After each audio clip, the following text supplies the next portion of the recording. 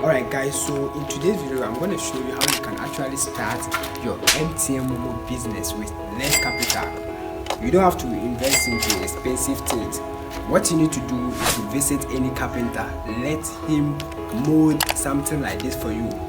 For the paint, don't waste money. All you need to do is to make your stickers and use to cover the entire section, as you can see. Alright, I didn't do any painting. And for here, now the next thing you need is the umbrella. This umbrella is simple. Just go to any shop that they sell umbrella, then request. Alright, it's simple. Anywhere you are, you can actually get. So you go for this one.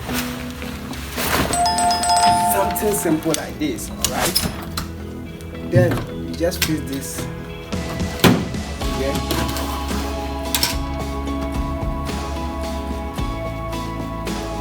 Like this, and just go for plastic chain. Alright, this is the simple setup that you can actually do. Don't waste your money. This is not the thing that's gonna give you money. It's the SIM card and your hard work. Alright, so if this video helps you, make sure you give it a like, subscribe. If you want the Momo SIM, contact me. My number is in the description box. Until then, hand to head, salute.